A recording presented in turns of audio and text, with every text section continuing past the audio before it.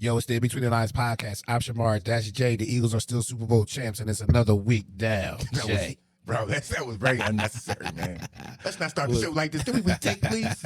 What's going on, brother? See, you still on a high. Oh, you know it, man. We still Super Bowl champs, so you know how it go. It's funny, too. I'm in the cleaners today, and I guess this is all the Eagle clothes that everybody had in the cleaners. I seen a bunch of Eagle jackets hanging in the back. I said, oh, that shit over for real now. Oh, man. Yeah, probably because, that's why I don't really wear nothing, none of my good stuff, like if I go to a parade or something, because it's going to get for sure. drenched and doused with beer and all that other shit.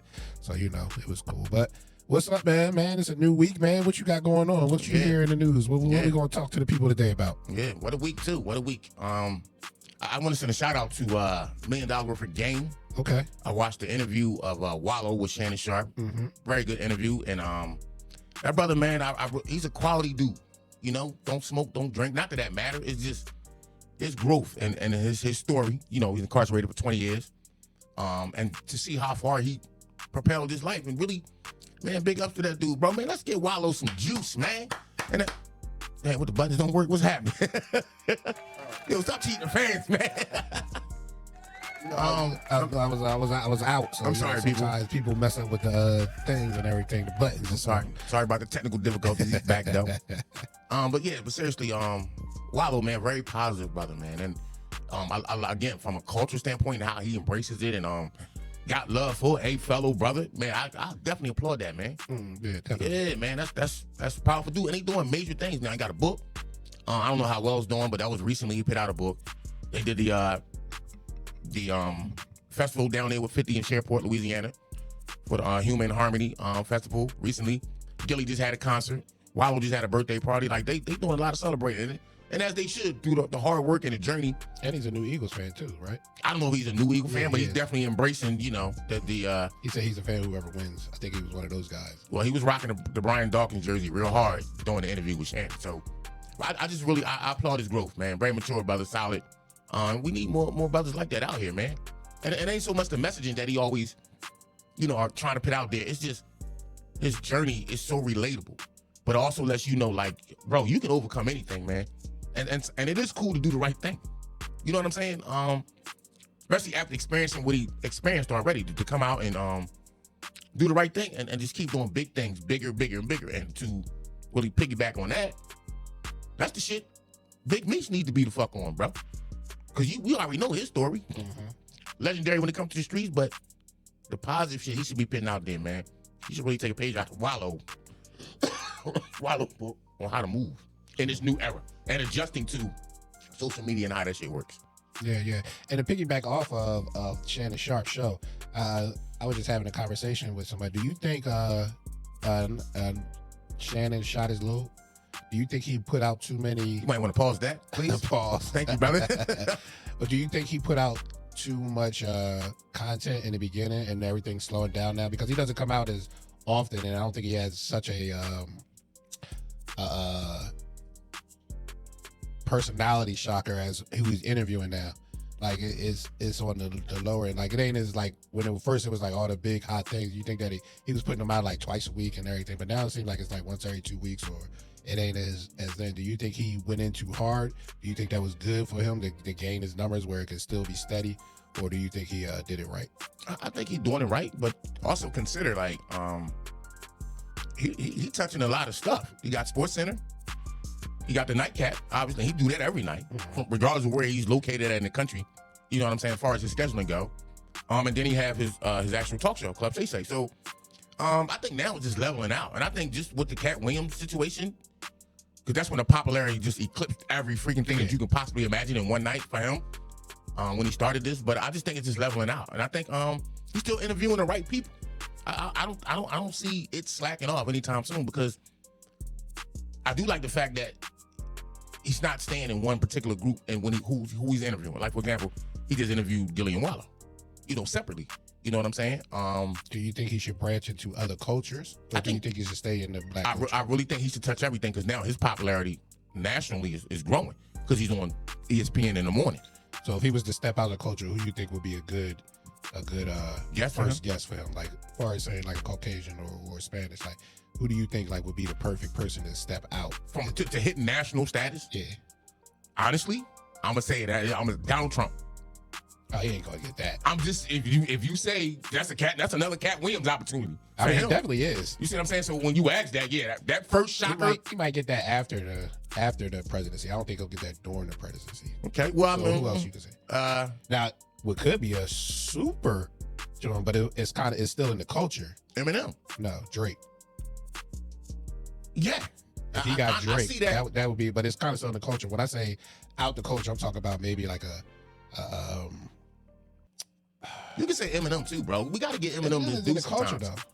I think he is. He got real relationships. He got a story, Mark. Like, I think he got a story, but to me, he's still of our culture. Yeah, for sure. I'm just saying, if you was to step out of our culture. So you taking Drake outside the culture? No, I just said that. I said Drake is still in the culture, but I think that would be right now would be the biggest person outside of Donald Trump. I'm gonna say the interview. Then if you say this, let's help the young man out, because that's your man.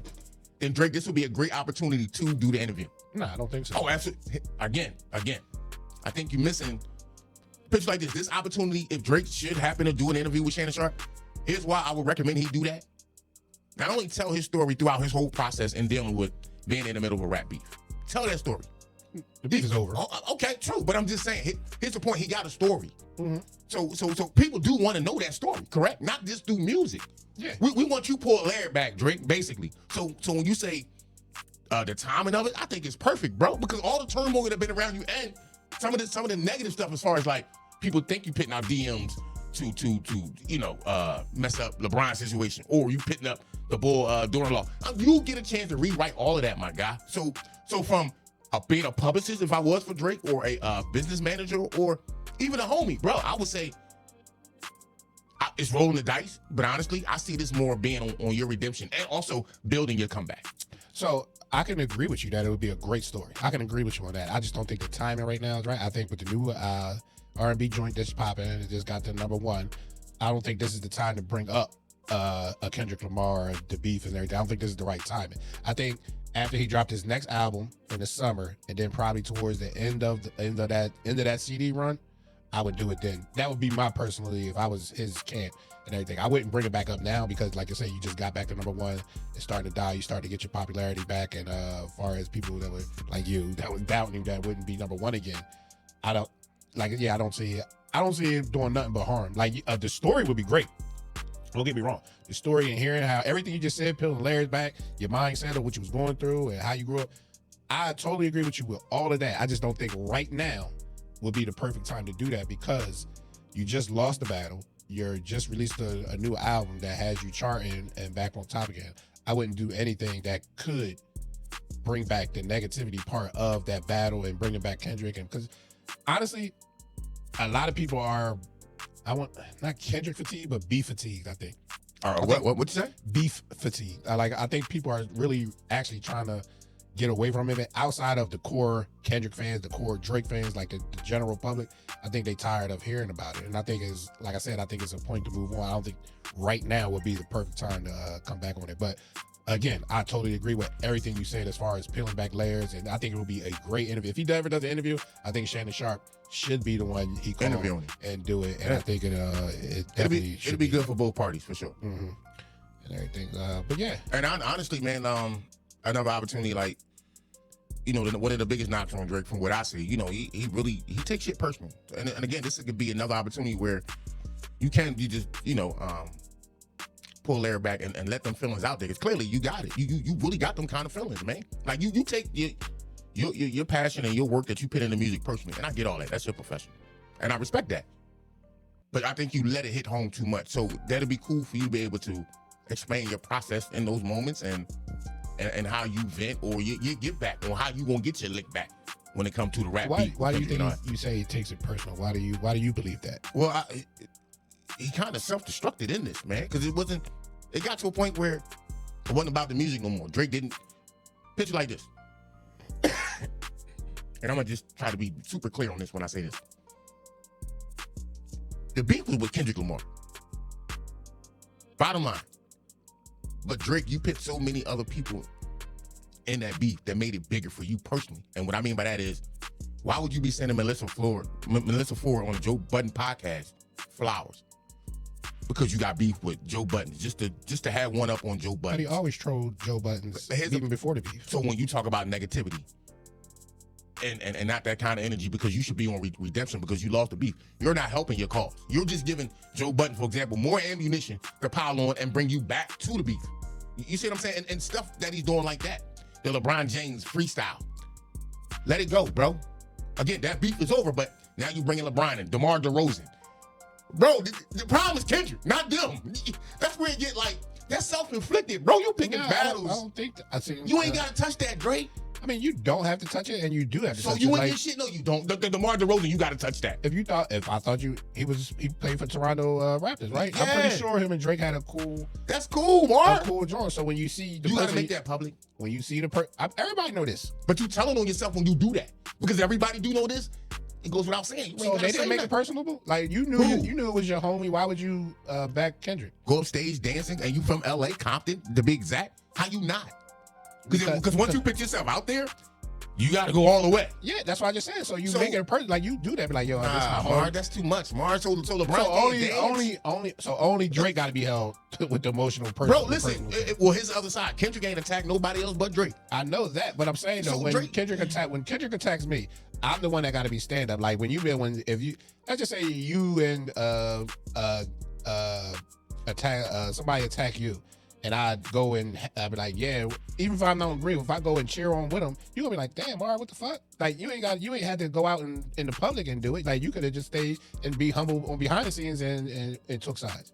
Okay, so, and I'm gonna be honest. From a real nigga standpoint, as long as we know that, I'm like this. Yeah, of course I ain't fucking with you, but you don't even exist no more. But I'm not gonna energize it and make it bigger than what it is. That's what I'm saying. By having little nut ass comments, oh yeah, you can pull his jersey Raptor from, down from the Toronto's Raptors Stadium when they retired his jersey. Just nut ass shit, bro. You doing? Mark, that's emotional. Again, this is selective outrage. No, that's what men do. Listen. I'm just saying, but you holding Drake accountable personally when you ain't holding these other guys who supposed to be your mans too. It's Kendrick, like you bro. Just stayed that's out. The only person he should be holding accountable. No, I'm talking about you. You're saying stay out of it. Well, these other guys could have stayed out of his also. You just say, like who? LeBron and bro, they're fans of music. Can we have that? Stop, man. Oh my, bro. So wait, LeBron can't like Kendrick's song. And I didn't say couldn't like something. You didn't have to go to that concert and be there. Yo, that's fucking, bro. That makes no fucking sense. Nah, that totally makes sense because you being there says you support the thing. You know what it's about, bro. It does. Fuck no more. What you talking about? Yes, it does. So I like the music. But because my man got beef, I can't go to the concert. No, because with my friends. They're not even your friends. They ain't NBA. You my friend too, like that's what I'm saying. Like, so you choosing fine. That's what I'm saying. Bro, like, that's funny. I don't know how you don't see it. Like no, I see that, but you two dug in on that. Let that man like whatever he like. Oh, he can like whoever. So like. why I don't have a problem with that? like that. But I'm just saying when you hold Drake personally responsible and you don't hold them, you telling him he shouldn't worry about your mans and them supporting you being called a pedophile. Drake and the all only this one stuff. doing this shit. Ain't nobody in that feelings like that, bro, but him. Yeah, and it don't help that he light skinned. Yeah, when Game chose side, they was coming at him. Well, Game did that to himself, but right. Here you go. No. I'm just saying, when Game put that out there, he boxed himself in. And you from fucking LA. What does that matter? I can't like music, like you just said. No, he didn't make it about music. What do you make it about? Drake is my man. Yeah. So in saying that, what happened to Game? He boxed himself in. Because now he can't take back his support of fucking Drake. And he from the coast. So that looks stupid on his part. Why? He can't just like music? He can, bro. That's my man's. He can't be honest? What you should have did. What he should have did. Making it personal, right? Yeah, for the Game, that was personal. That's his friend. No, I'm saying the other people making it personal. I don't know. You think LeBron made that personal? He ain't that kind of guy. He too mature for that. LeBron made that personal, you think? I think going out to that concert. I don't believe that. Especially the guys that dance on stage. That's somebody's view. You're supposed to be and you dancing to that song when everybody on stage to that song, right? Bro, it's a great record. Iconic now. I'm not saying it's not. But when you dance to that record on stage, that means you made a concerted effort to know what's going on and to dance to it and basically shame me as I'm supposed to be your homie too. You could be in the building and you don't have to go up there and dance to it and all that stuff. Just saying.